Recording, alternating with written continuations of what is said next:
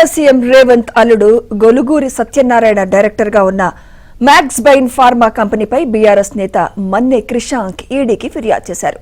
ఢిల్లీలోని ఈడీ కేంద్ర కార్యాలయంలో ఆయన ఆధారాలతో కంప్లైంట్ చేశారు. రేవంత్ అల్లుడు డైరెక్టర్ గా ఉన్న మ్యాక్స్బైన్ ఫార్మా సంస్థలో సత్యనారాయణకు 16 లక్షల షేర్లున్నాయని క్రిషాంక్ ఆరోపించారు. అలాగే మరో డైరెక్టర్ గా ఉన్న అన్నం శరత్ కు 21 లక్షల షేర్లున్నాయని తెలిపారు. రేవంత్ అల్లుడి కుటుంబంపై ఇప్పటికే ఈడీ కేసులు కూడా నమోదయ్యాయని అన్నారు.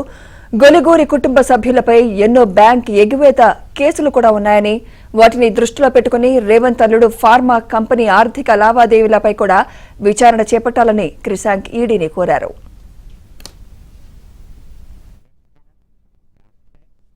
నియోజకవర్గంలో రైతుల భూములను తీసుకొని మ్యాక్స్బియన్ ఫార్మాకి కట్టబెట్టాలని ముఖ్యమంత్రి గారు నిర్ణయించారు. అయితే ఈ మ్యాక్స్బియన్ ఫార్మా గొలుగూరి సత్యనారాయణ రెడ్డి గారు ఏదైతే రేవంత్ రెడ్డి గారి అల్లుడున్నారో వారికి ఇందులో 16 లక్షల షేర్లు ఉన్నాయి.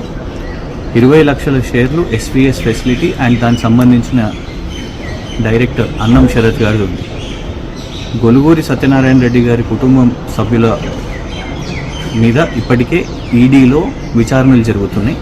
వాళ్ళు ఎన్నో ఫ్రాడ్లు చేసిందని వాళ్ళ మీద దర్యాప్తులు కూడా జరుగుతున్నాయి. అయితే ఈరోజు కొడంగల్ ఫార్మా చుట్టూ మ్యాక్స్బియన్ ఫార్మా ఏదైతే చర్చ జరుగుతుందో ఇందులో కూడా మరి నిధులు దారి మళ్లించినట్టు ఒక అనుమానం ఉన్నది. కాబట్టి మ్యాక్స్బియన్ ఫార్మా మీద విచారణ చేయాలని ఈరోజు ఈడీ కేంద్ర కార్యాలయంలో ఢిల్లీలో ఫిర్యాదు